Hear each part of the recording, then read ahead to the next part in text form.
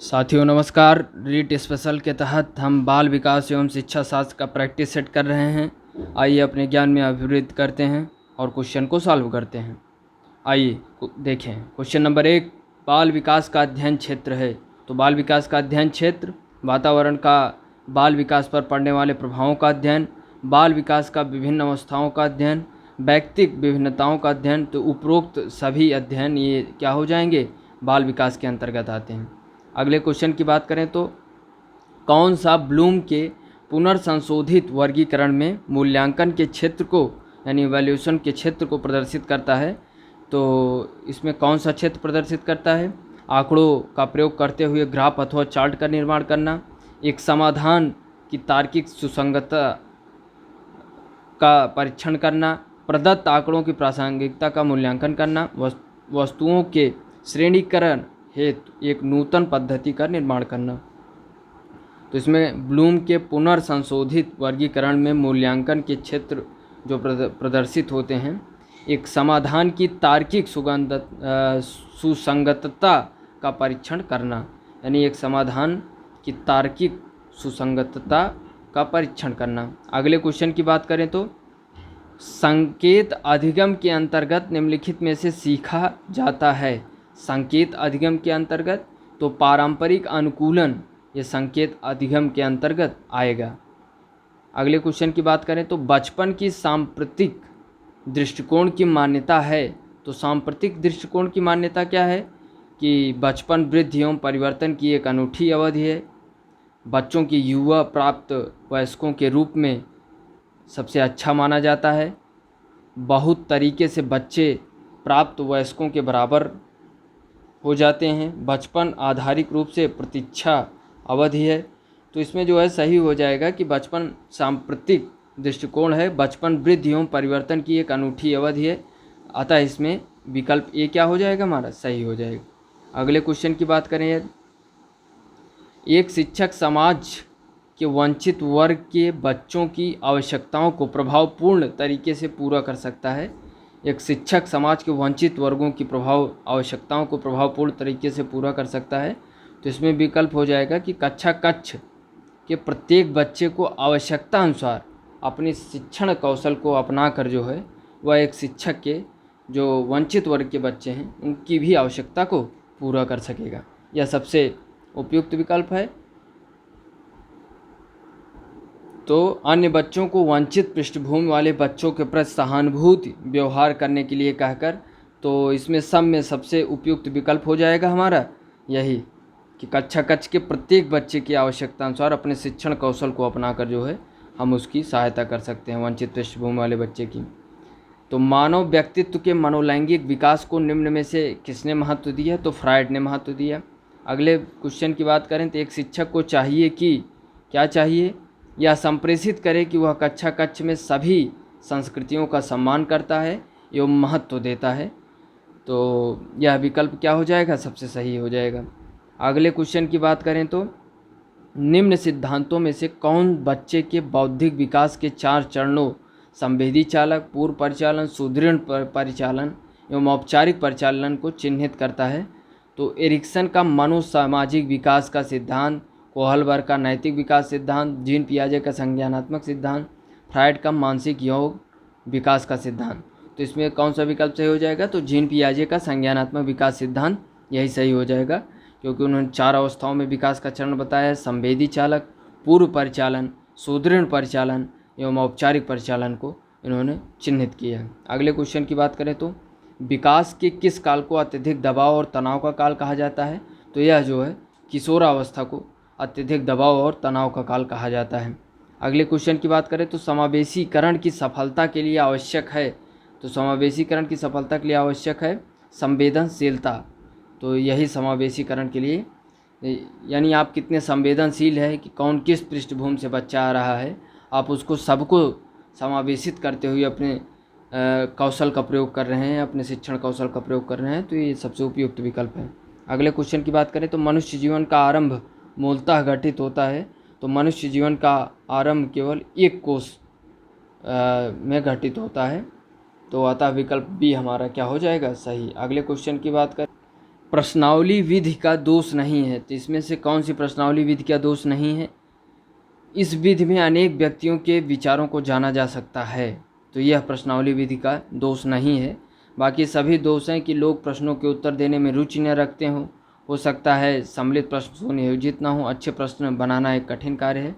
अगले क्वेश्चन की बात करें तो एक बालक पहले पूरे हाथ को, फिर उंगलियों को तथा फिर हाथ और उंगलियों को एक साथ चलाना सीखता है, तो यह उदाहरण वृद्धि और विकास के किस सिद्धांत को दर्शाती है? तो यह एकीकरण के सिद्धांत को दर्शाती है।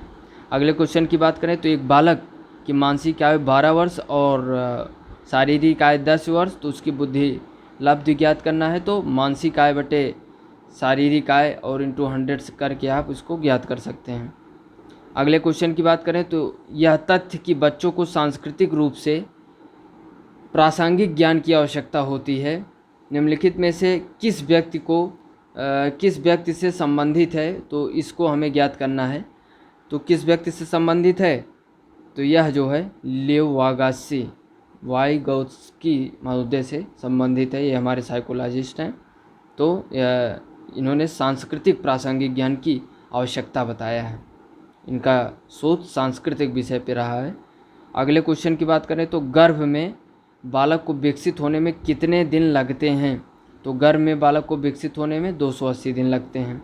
अगले क्वेश्चन की बात करें तो बालक विविध प्रकार से सीखते हैं, शिक्षक द्वारा निर्देशित नियंत्रित पाठ्यपुस्तक आधारित शिक्षण द्वारा, प्रयोग द्वारा, विवेचन द्वारा, प्रश्न पूछकर, क्रिया करके, चिंतन करके, शिक्षण को भाषण के द्वारा ना।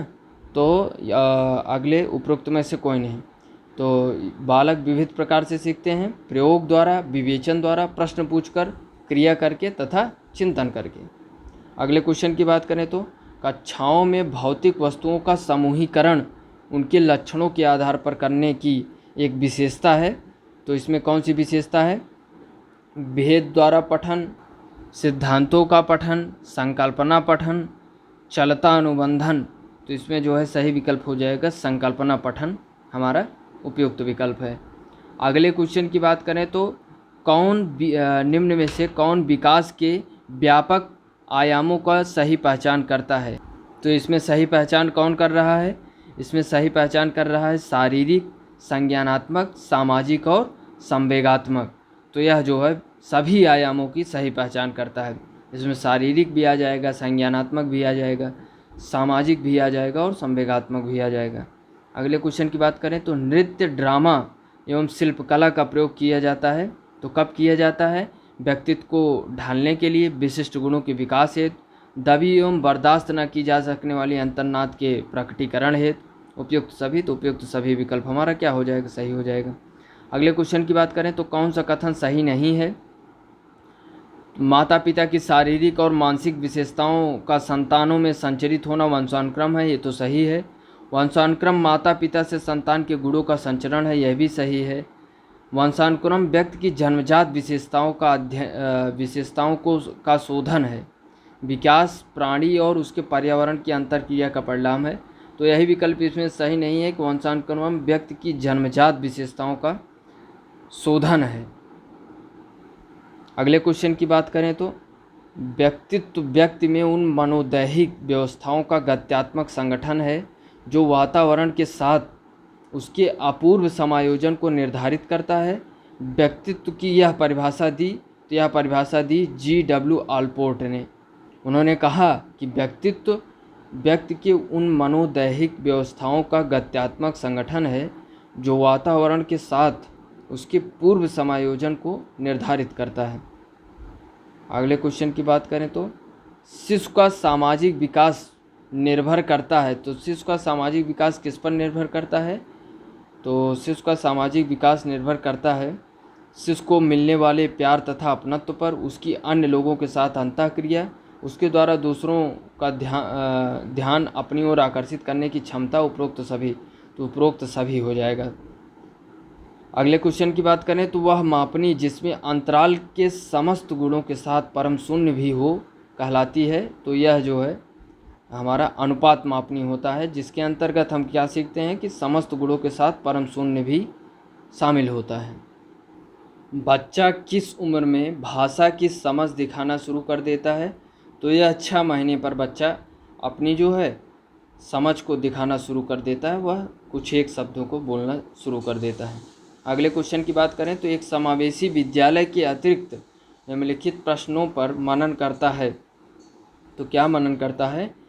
क्या हम यह विश्वास करते हैं कि सभी विद्यार्थी सीख सकते हैं, या फिर क्या हम विशेष बालक को बेहतर देखभाल उपलब्ध करने के लिए उचित तरीके से उन्हें अलग करते हैं, या फिर क्या हम शिक्षार्थियों की विविध आवश्यकताओं को पूरा करने के लिए युक्तियां अपनाते हैं, या फिर क्या हम अधिगम योग्य परिवेश की योजना बनाने और उसे प्रदान करने के लिए समूह में कार्य करते हैं। तो इसमें जो है एक समावेशी विद्यालय के अतिरिक्त प्रश्नों पर मनन करता है। तो समावेशी विद्यालय के सभी लक्षण हैं। इसमें से यही विकल्प बी नहीं है कि क्या हम विशेष बालक को बेहतर देखभाल उपलब्ध कराने के लिए उचित तरीके से उन्हें अलग कर देते हैं। तो यही क्या है, समावेशी विद्यालय का लक्षण नहीं है, ना उसकी विशेषता है। अगले क्वेश्चन की बात करें तो पूर्वग्रही यानी पूर्वग्राही किशोर या किशोरी अपनों के प्रति कठोर होंगे ना। तो इसमें क्या हो जाएगा, पूर्वग्राही किशोर किशोरी अपनी के प्रति डॉट के प्रति कठोर होंगे। तो अपनी समस्या के प्रति कठोर होंगे, बाकी जीवन शैली वास्तविकता और संप्रत्य के प्रति कठोर नहीं होंगे। तो अगले क्वेश्चन की बात करें तो भारत के शैक्षिक इतिहास में किसने प्राथमिक शिक्षा का मौलिक अधिकार संबंधी बिल धारा सभा इंपीरियल काउंसिल में प्रस्तुत किया था?